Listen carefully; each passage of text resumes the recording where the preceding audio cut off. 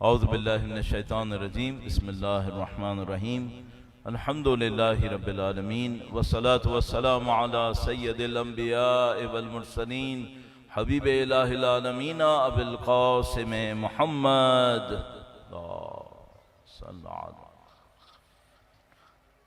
वअला आलिहि तय्यबीन ताहिरीन सय्यमा बक़ियतुल्लाह fill अरज़ीन क़ालल्लाहु तआला फ़ी किताबिहिल करीम बिस्मिल्लाहिर रहमानिर रहीम व नुरीदु अन नमुन्ना अलल्लज़ीना इस्तुज़िफ़ू fill अर्ज़ व नजअलहुम अइम्मा व नजअलहुमुल वारिसीन। एक बार फिर दुरूद भेजेगा मोहम्मद व आले मोहम्मद पर।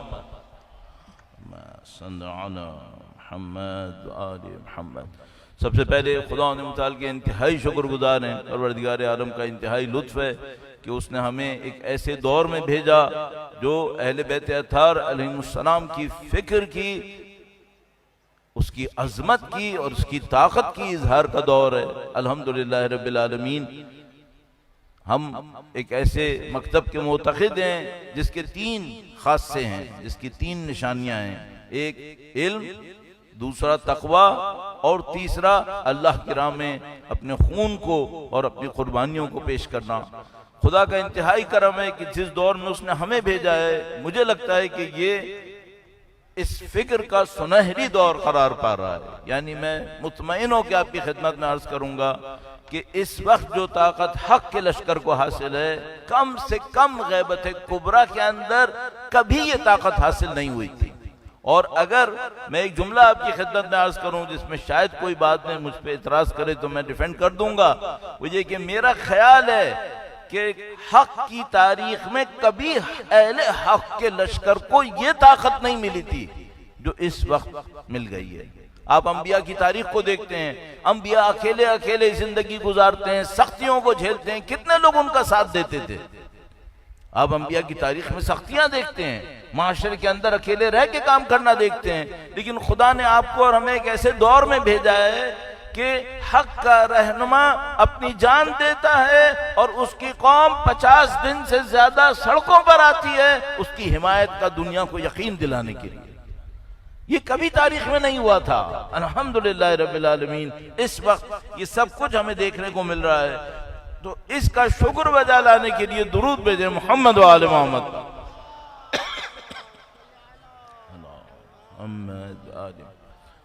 ऐसी जगहों पे टाइम चूंकि बहुत कम होता है, लिहाजा चंद नुकात आपकी खिदमत में अर्ज करने और मैं तेजी से अर्ज करने की कोशिश करूंगा। सबसे पहले ये देखिएगा कि ये जो कुफ्र ने सोचा था वो सोचा क्या था। जो कुछ उन्होंने सोचा था वो ये था कि हम कुफ्र बमबारी करेगा, रहबर शहीद होंगे, और उन्होंने शहादत को पाया और उसके बाद उनके जहन में ये था कि मुश्किल से चंद दिन ये कौम मुकाविमत कर पाएगी और उसके बाद मामला खत्म हो जाएगा। नाउज़ु बिल्लाह ताला जमहूरियत इस्लामी का खात्मा हो जाएगा, वो तस्लीम हो जाएगी, रजीम चेंज और जो कुछ उनके जहनों के अंदर था वो सब कुछ उन्होंने सोचा था और कभी इसका तवक्को इंतजार नहीं कर रहे थे। कभी उनके दिमाग में 10% भी तवक्को नहीं थी कि रहबर मुअज़्ज़म कुछ और सोच कर गए, रहबर मुअज़्ज़म कुछ और करके गए।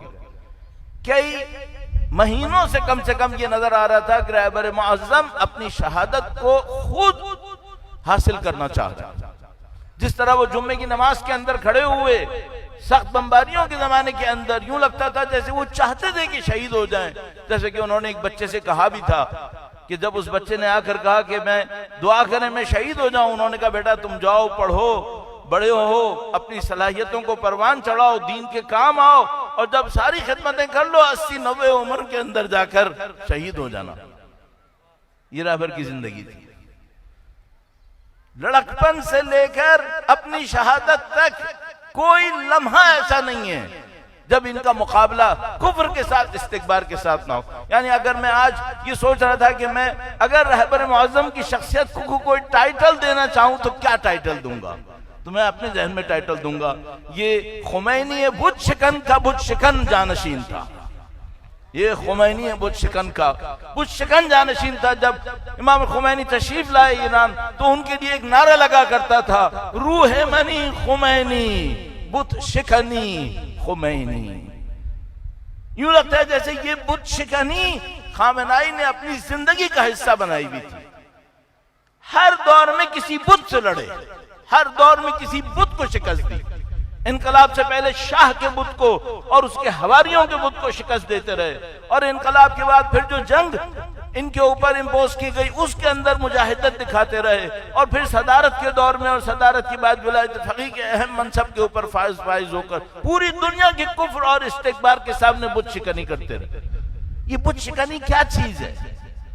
हम सब जानते हैं ये बुत शिकनी कोई बुत तोड़ना, फिजिकल बुत तोड़ना नहीं था। ये बुत शिकनी मेरे ख्याल में 3 माना के अंदर थी। और अगर मैं और आप इस वक्त यहाँ पर जमा है अल्हम्दुलिल्लाह, और पूरी दुनिया के अंदर हम जानते हैं और पाकिस्तान में मुख्तलिफ जगहों के ऊपर ऐसे अजीमुशान इज्तिमाआत हुए हैं, इन तमाम के बाद मैं आपकी खिदमत में अर्ज करूंगा अज़ीज़ान मोहतरम, ये अय्याम गुजर जाएंगे, ये अय्याम गुजर जाएंगे। अगर हमें खाम ना आइए बुत शिकन से कुछ सीखना है, हमें अपने अंदर उस बुत शिकनी को लाना होगा, वरना हम उनके मानने वाले होंगे, उनकी याद मनाने वाले होंगे, उनके रास्ते पर चलना फिर किसी और का काम बन जाएगा, नाऊज़ु बिल्लाहि ताला। उस बुत शिकनी को अपने अंदर लाना पड़ेगा। इस बुत शिकनी के 3 पैरामीटर्स मुझे समझ में आते हैं अपनी रूहानियत में इजाफे के लिए, और शहीद वली फकीह की दर्जात की बुलंदी के लिए कहना भी सख्त है इंसान के लिए कि शहीद दुरूद भेजे मोहम्मद व आले मोहम्मद।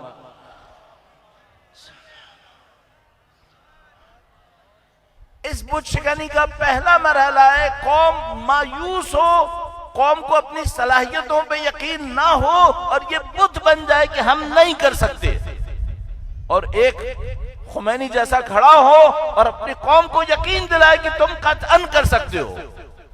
और ये खामनाई का काम था। 8 साल की जंग हो या उसके बाद का दौर हो, खामनाई ने अपनी कौम को यकीन दिलाया कि तुम ये काम कर सकते हो। मैं आपकी खिदमत में गारंटी से अर्ज कर रहा हूं, दुनिया के इस्तिकबार के खिलाफ मजलूम कौमों को इस तरीके से लूटने का कोई मौका नहीं होगा अगर सिर्फ ये एक पैरामीटर मजलूम कौमों के अंदर जिंदा हो जाए कि वो लड़ सकते हैं। ये जो हमारी तारीख है बरे सगीर के अंदर, यहाँ का ज्यादा से ज्यादा 20-25 हजार लोग थे कि जो इंग्लिस्तान से आए हुए थे, और यहाँ के 25 करोड़ लोगों के ऊपर हुकूमत कर रहे थे। ये किस तरह हुकूमत कर रहे थे? अगर हिंदुस्तान के लोग मुट्ठी भी खाक भर के अंग्रेजों के ऊपर फेंकते तो अंग्रेज 3 दफा उसके अंदर दफन हो सकते थे। एतमाद को छीन लिया था, हर कौम के साथ यही किया था, ईरान के साथ भी यही किया था। 10 मिसालें मैं आपकी खिदमत में अर्ज कर दूंगा, टाइम नहीं है।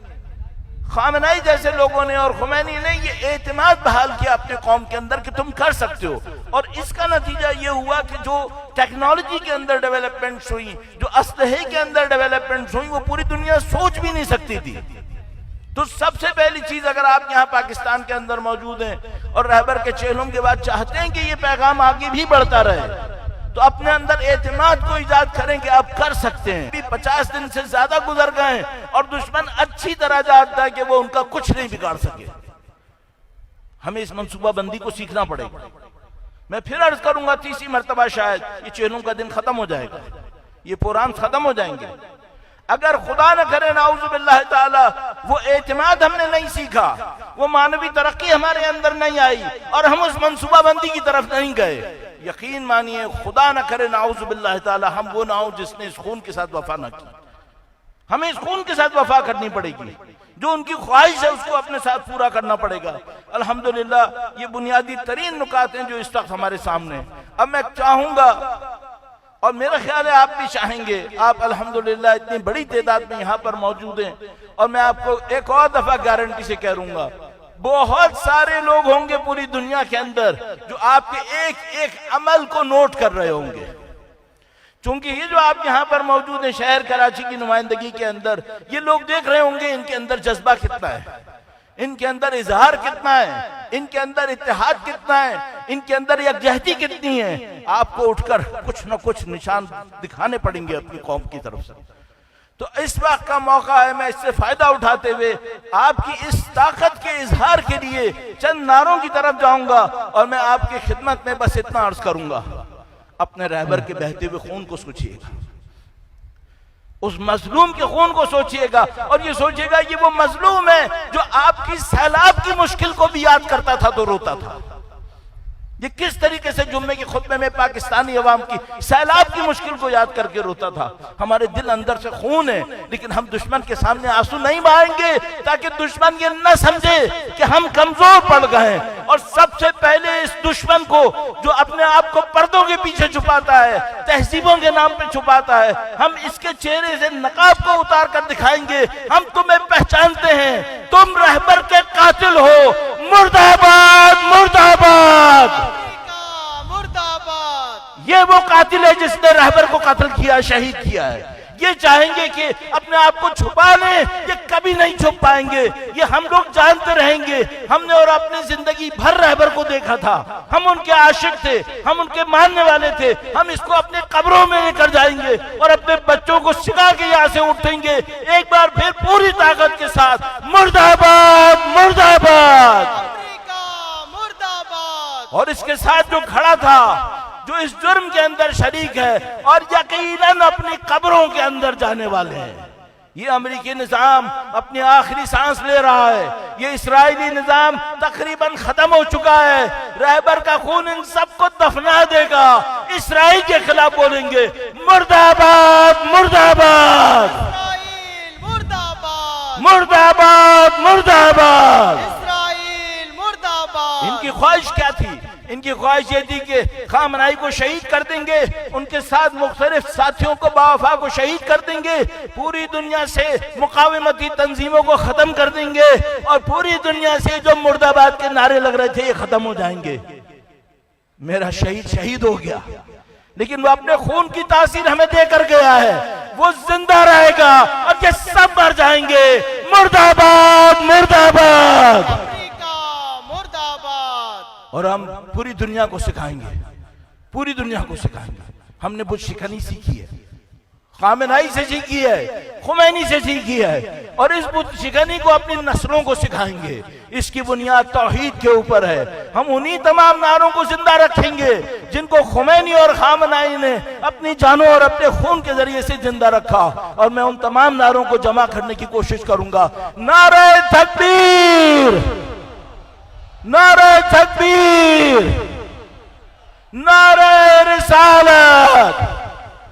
ये खुमैनी थे जिन्होंने रसूल खुदा की नामूस की खातिर पूरी दुनिया के खिलाफ फतवा जारी किया था। नारे रिसालत। और हम मानने वाले अली के। अल्हम्दुलिल्लाह, दिलों का सुकून अली के नाम पर है, जिसने हमें खून दिया, जिसने खुमैनी और खामनाई को इज्जत दी। नारा हैदरी हैदरी।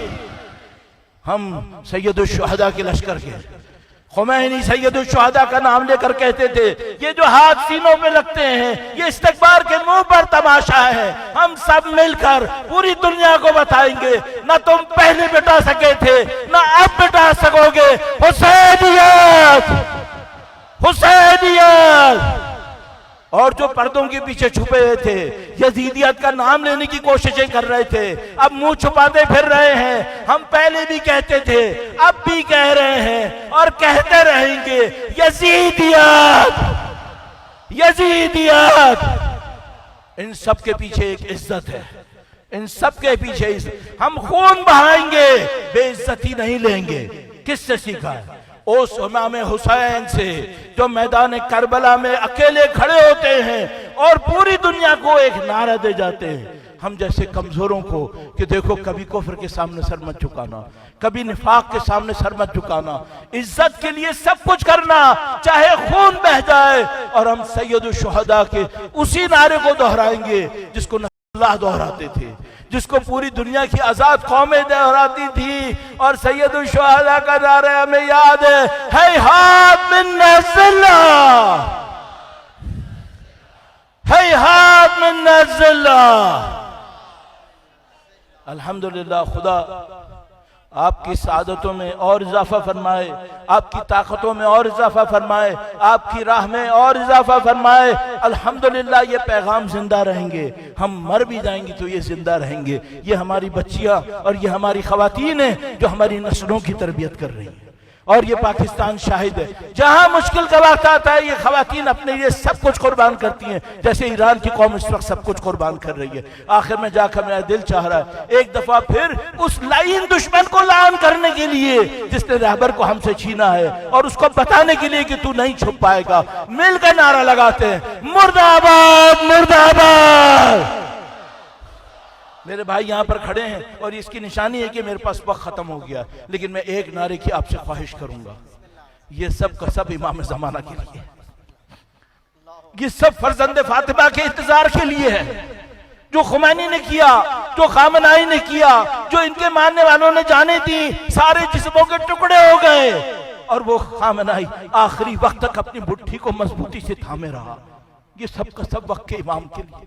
हम अपने इमाम को तस्लियत पेश करेंगे, उनके चाहने वाले की शहादत की, उनके चाहने वालों की शहादत की, और अपने इमाम के हुजूर उसी तरह इल्तिजा करेंगे जिस तरह खामनाई ने जुम्मे के अंदर इल्तिजा की थी। और अब अपने इमाम के लिए एक नारा लगाएंगे और अब अपनी तमाम दिलो जान को इसमें जमा कर लीजिएगा, ताकि इंशाअल्लाह ये नारा इस फिजा के पर्दों को चीरता हुआ उस इमाम तक पहुंच जाए जो पर्दे गैबत में और आपको देख रहे हैं। या इमाम अल-मुंतज़र, या इमाम अल-मुंतज़र।